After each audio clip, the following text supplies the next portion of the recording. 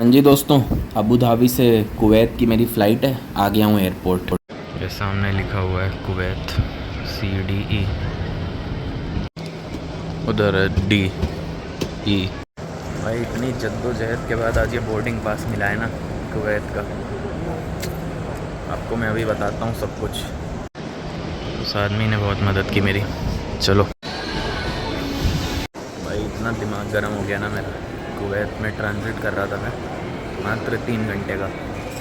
ये boarding pass है। क्या हुआ क्या नहीं अभी मेरा मन नहीं कर रहा बताने का। खा रहा हूँ भाई। बोर्डिंग का टाइम हो गया है भाई, चलो बाद में बताऊँगा। देखो भाई, गेट ओपन लिखा हुआ है 10 मिनट से। जा रहा हूँ भाई फाइनली। वेजिटेरियन यही है बस।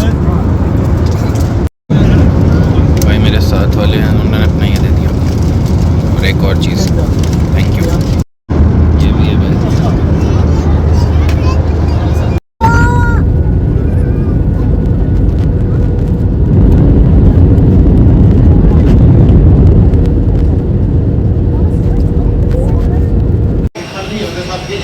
पहुंच गया भाई कुवैत फाइनली, इतनी जद्दोजहद के बाद। चलो जा रहा हूँ, देख रहा हूँ ट्रांजिट किधर है। ये देखो भाई। चलो भाई, जो हुआ मैं आपको बाद में बताऊंगा। देखता हूँ, ये देखो ड्यूटी फ्री। एक मैग्नेट ले लेता हूँ यहाँ, दोबारा शायद ही आना होगा। वीज़ा ही बड़ा अजीब है भाई यहाँ का। अकेले जा रहा हूँ भाई, देखो बस में। फ्लाइट दूसरे टर्मिनल से है।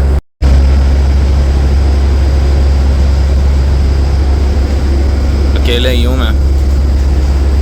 ये ट्रांसफ़र मिल गया भाई, बोर्डिंग पास। यहाँ तो लग रहा था कि सारी व्यवस्था मेरे लिए ही थी। अबू धाबी में बड़ा अजीब था यार। ये देखो भाई, ये दूसरे टर्मिनल का ड्यूटी फ्री है। यहाँ से मैं एक मैग्नेट ले ले रहा हूँ। वहाँ पे तो पता नहीं यार, यहाँ से ले ले रहा हूँ। वहाँ पे मैंने सोचा कि बेकार है। क्योंकि करेंसी बहुत स्ट्रॉन्ग है, दुनिया की सबसे स्ट्रॉन्गेस्ट करेंसी है। 275 रुपये एक, वो इंडिया के। भाई देखो, वेज बर्गर है यहाँ पे, लेकिन बहुत ही ज़्यादा महंगा है।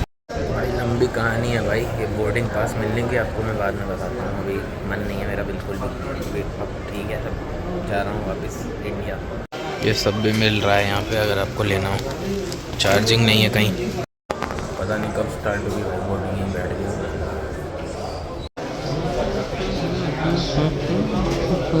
जाने दो भाई इन सबको, तब जाऊँगा। बैठ गया भाई। اللهم هون علينا سفرنا هذا واطوي عنا بعده.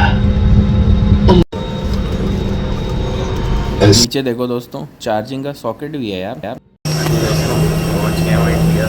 मैं दिनों बाद बढ़िया लग रहा है। अबू धाबी में क्या हुआ ये मैं घर पे बैठ के आराम से बताऊँगा। ये देखो एयरपोर्ट। ऑलमोस्ट 1 महीने बाद आई एम बैक।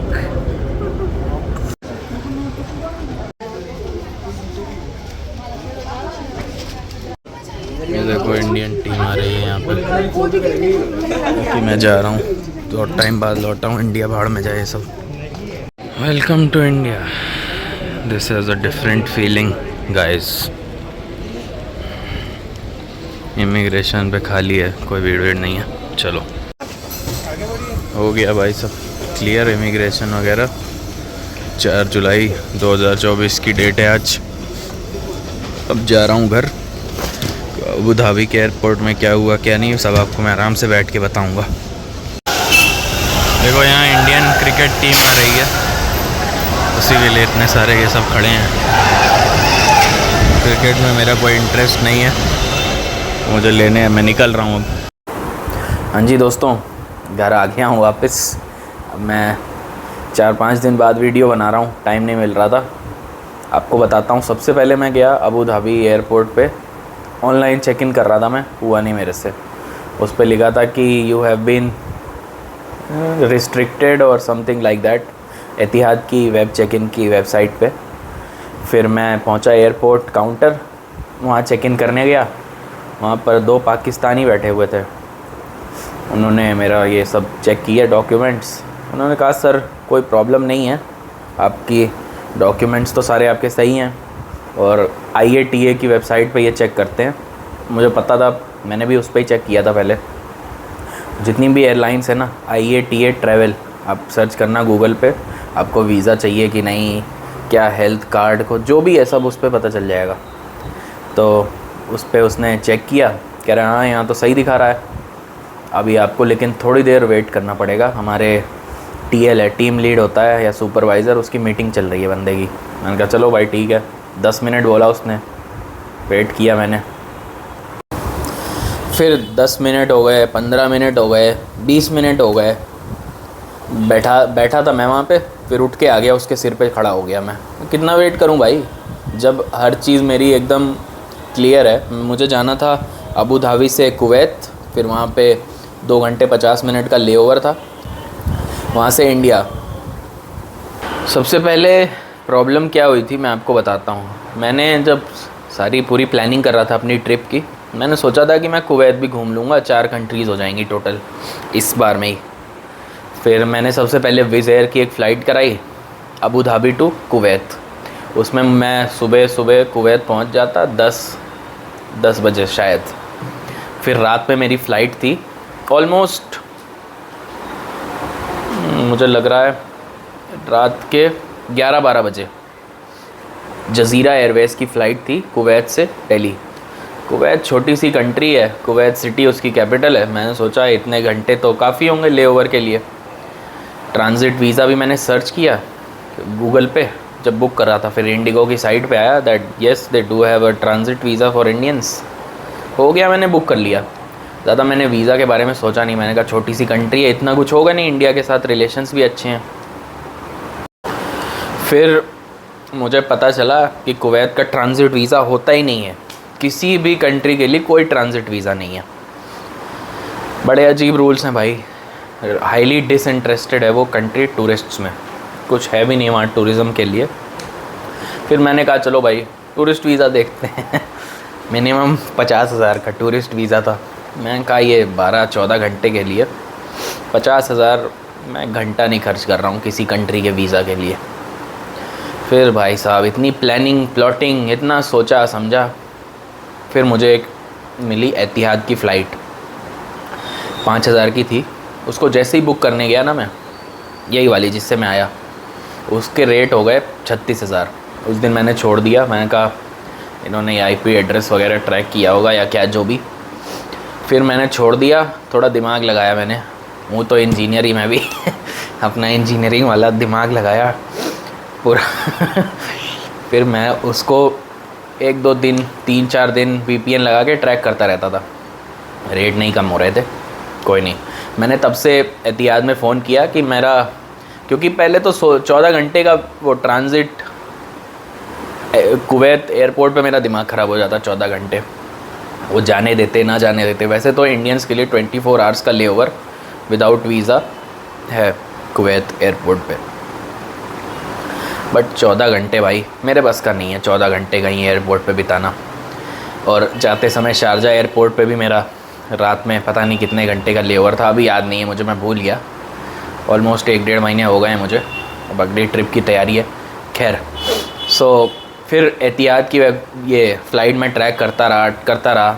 एक दिन जब मैं ओमान में था ना, मज़ा आ गया। वहाँ पे VPN पे मैंने US की लोकेशन डाली थी, मिल गई मुझे 4,000 या 4,500 की टिकट, तुरंत बुक कर ली भाई मैंने क्योंकि 3 घंटे का लेओवर तो कुछ नहीं है, 2 घंटे 50 मिनट। ये बुक की, फिर पहुँच गया मैं अपनी ट्रिप कंप्लीट करते करते। जब बारी आई भाई, अब पहुँचा हूँ एयरपोर्ट पे यार। मेरे हिसाब से थोड़ी सी ये पीछे की स्टोरी बताना ज़रूरी थी, नहीं तो लोग सोचेंगे जब भाई अबू धाबी से इंडिया ही आना था तो डायरेक्ट क्यों नहीं आ रहे थे। भाई मुझे कुवैत भी घूमना था। चलो चेक इन काउंटर पे वेट किया मैंने साइड में बैठ के, फिर उसके सिर पे आके खड़ा हो गया मैं कहा भाई कुछ करो आप, मैं इतनी देर से बैठा हूँ, कुछ बता नहीं रहे हो, हाँ ना जाना है कि नहीं जाना है। एकदम कम्प्लीटली डायलेमा में रखा। थोड़ी देर और होती गई, मेरे पासपोर्ट को उसने मिनिमम हर थोड़ी देर पे, सर एक बार पासपोर्ट दे दोगे आप, ले ले भाई ले ले पासपोर्ट।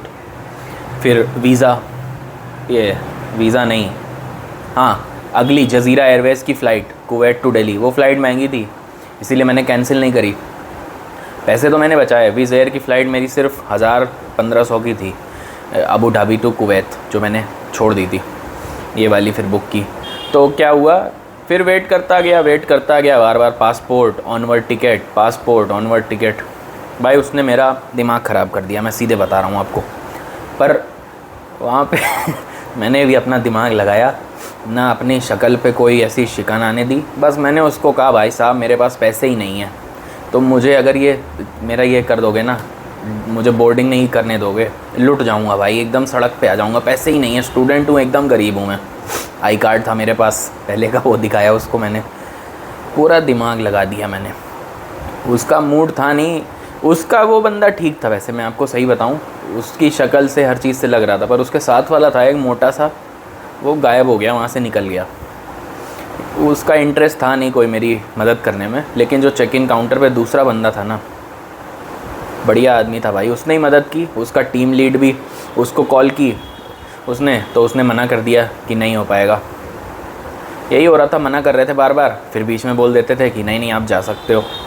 कुछ एक बार क्लियर बता ही नहीं रहे थे। फिर भाई मैंने किसी तरह से उसको मनाया है, और कुछ नहीं, मैंने ही मनाया है उसको। उसका कोई मन नहीं था उसकी एयरवेज़ का मुझे बोर्डिंग पास देने में। मैंने कहा मैं पुलिस को फ़ोन करता हूँ, तुम्हारी हर चीज़ मैंने बोल दी। मैंने कहा एम्बेसी से बात कर लो, IATA पे दिख रहा है, तुम किस बेसिस पे मुझे नहीं दे रहे हो बोर्डिंग पास। फिर क्या हुआ, फाइनली मैंने मनाया किसी तरह से, और उसने चेक किया। भाई अगर एक भी जगह नो होता ना, तो घंटा नहीं देता मुझे बोर्डिंग पास। IATA पे, फिर ये अबू धाबी एयरपोर्ट अथॉरिटीज़ से भी उसने क्लियर किया। फिर कुवैत एयरपोर्ट से भी बात की कि ऐसा ऐसा एक इंडियन पैसेंजर है, वो ट्रांजिट करेंगे आपके यहाँ से। उधर से भी हर जगह से उसको जब हाँ मिली है ना, ऑलमोस्ट मुझे लग रहा है 2 घंटे ऐसे ही चौपट कर दिए मेरे। वो तो भला है भगवान का कि मैं 3 घंटे पहले पहुँच गया था एयरपोर्ट। 3 घंटे या जितने भी पहले, 3 घंटे 15 मिनट, नहीं तो मुझे तो बोर्डिंग पास मिलने से रहा था। दिया भाई उसने। मैंने ऑलमोस्ट ऐसी शक्ल बना ली थी भाई कि लुट जाऊंगा तुम अगर नहीं दोगे बोर्डिंग पास। उसने कहा कि आप एक एक चीज़ चेक की, इंश्योरेंस तक चेक कर ली, कोई मांगता नहीं है आजकल इंश्योरेंस में हमेशा करा के चलता हूँ, मान लो कुछ हो जाए। फिर उसने कहा लास्ट में कि आप मुझे जज़ीरा एयरवेज़ की कुवैत टू इंडिया की जो फ़्लाइट है उसका बोर्डिंग पास दिखाओ, चेक इन कर लो और बोर्डिंग पास दिखाओ, तब हम लोग आपको फाइनली दे देंगे। हद है भाई साहब, हद है। इतिहाद एयरवेज़ का वर्स्ट एक्सपीरियंस मेरा, ऐसा कभी नहीं हुआ था मेरे साथ किसी एयरलाइंस के साथ। इतनी बढ़िया नेशनल कैरियर है, बोलने के लिए बढ़िया है। चलो भाई चेक इन भी किया, पेड सीट भी ले ली मैंने जज़ीरा एयरवेज़ की, पता नहीं 10 रियाल 10 कुवैती दिनार की थी शायद। 2800-2900 की सीट ली मैंने फ़र्ज़ी में, इसको दिखाने के लिए फ्री में सीट मिलती मुझे एयरपोर्ट पे। चलो कोई नहीं भाई, ये ना जाने से तो बेहतर ही है। ली मैंने सीट, दिखा दिया, वो भी बोर्डिंग पास आ गया मेरे पास, दिखाया मैंने इसके मुंह पे। असल में बात ये है ना, ये मुझे लग रहा है कुछ इंडिया पाकिस्तान का भी चक्कर था। वो आदमी तो सही था, लेकिन उसकी टीम में हाथ दर्द होने लग रहा है ये वाला। उसकी टीम में बाकी सारे जो थे ना पाकिस्तानी, मुझे लग रहा है वो हेल्प करना नहीं चाह रहे थे मेरी। मिला भाई बोर्डिंग पास। उसके बाद इतना स्मूथ प्रोसेस थी ना सारी। कुवैत पहुंचा मैं, वहाँ पे स्पेशली एक अलग से गेट था, सिर्फ एक वहाँ पे आर्मी वाला आया, उसने मेरी चेकिंग की। एक एयरलाइंस वाला आया, उसने मुझे बस तक छोड़ा। सिर्फ अकेला मैं जा रहा हूँ बस में, टर्मिनल 5 से टर्मिनल 1 मुझे बस लेके गई, या टर्मिनल 1 से टर्मिनल 5 मुझे याद नहीं है भाई। मेरा दिमाग ख़राब हो गया था उस टाइम तक, मुझे लगा यहाँ पे भी माथा बच्ची होगी, ऐसी की तैसी कर देंगे ये। मेन दिक्कत हमारे पासपोर्ट की है, और ये जो इंडिया पाकिस्तान का था मुझे लग रहा है, क्योंकि हर जगह था it's officially I can go, बस मैं ना मेरे पास चेक इन लगेज था ना कुछ था। बस एक प्रॉब्लम थी, PNR अलग था। ज़्यादातर ट्रांजिट में PNR सेम होता है। अरे नहीं है भाई PNR सेम, जाने दो, हर चीज़ मैंने देख के आया हूँ। मेरे पास एम्बेसी की कॉल रिकॉर्डिंग तक थी। चलो भाई कुवैत में बस ले गई मुझे दूसरे टर्मिनल, फिर वहाँ पे अलग से मेरा सिक्योरिटी चेक हुआ, सब कुछ हुआ। वहाँ पे काउंटर पे गया मैं, मुझे ले गए, बोर्डिंग पास दिया। उसने पूछा चेक इन लगेज है कोई, मैंने कहा नहीं। कुवैत में प्रोसेस अबू धाबी में जितनी घटिया थी ना प्रोसेस, कुवैत में उतनी ही शानदार थी। फिर तो आपने देखा ही, आ गया मैं वापस इंडिया, कौन माई का लाल रोकेगा। चलो भाई रोक देते तो क्या, दूसरी फ़्लाइट बुक करता, भाड़ में जाओ, अब क्या कर सकते हैं। फिर जब उसने बोर्डिंग पास दिया ना, काफ़ी उसकी भी शक्ल वैसी थी कि माफ़ करना सर, मेरी कोई गलती नहीं है, मेरे जो टीम है ना यही उतने इंटरेस्टेड नहीं थे। उसकी डायरेक्ट तो नहीं बोल रहा था, कैमरे लगे रहते हैं हर जगह, माइक रिकॉर्डिंग चालू रहती है, लेकिन उसका इशारा यही था। मैं भी समझ गया था भाई, उसकी टीम पाकिस्तान से तो ये भी था, बाकी सारे भी थे, but this guy really help me and those were the ones who दिमाग ख़राब कर दिया भाई। बोर्डिंग पास लिया, फिर मुझे दुनिया भर के एक्सक्यूज़ ये दे रहा है कि अगर आपको वहाँ से डिपोर्ट करते तो मिलियंस ऑफ डॉलर्स हमारे पे फ़ाइन लगते, आप भी परेशान होते, ये वो। मैंने कहा मैंने क्यों डिपोर्ट होना था भाई, अब तो बोर्डिंग पास दे दिया, अब थोड़ी मैं रहूँगा कि अब दया की स्थिति में। अब पहले थोड़ा जुगा था, अब मैं ऐसे हो गया। भाई चल तेरी ऐसी की तैसी भाई, उसको नहीं बोला मैंने बोला आपकी टीम को मेरी तरफ से बोल देना तेरी ऐसी की तैसी, भाड़ में जाओ। फिर बता रहा है कि जैसे जर्मनी है, जर्मनी थोड़ी जा रहा हूँ, कुवैत जा रहा हूँ भाई, जर्मनी है, अगर एक लेटर इधर उधर हो जाए तब भी ऑलमोस्ट 50 to 60,000 यूरोज़ का फ़ाइन लगता है। जब डिपोर्ट करते हैं तब तो मिलियंस ऑफ यूरोज़ में चला जाता है वो। यही सब बता रहा था। मेन बात है वो अपनी टीम की गलती छुपा रहा था, और कुछ नहीं, वो सही आदमी था, लेकिन बाकी सारी उसकी टीम कूड़ा रद्दी, 3rd क्लास। अब अगर ऐसा होगा ना कि कहीं से सिर्फ एतिहाद की फ़्लाइट होगी, मैं जाऊँगा ही नहीं उस जगह, मैंने जाना ही नहीं है, और एकदम ही मजबूरी हो जाए तब भी नहीं लूँगा मैं एतिहाद की फ़्लाइट तो लेनी नहीं भाई कभी। बाद में कभी मन चेंज हो गया तो पता नहीं, अभी तो फ़िलहाल बिल्कुल नहीं। बाकी यही था भाई मेरा 3rd class experience. I hate Etihad. चलो यही था जी, thank you very much. Next trip की वीडियोज़ आएंगी कुछ दिनों में। Thank you, bye bye.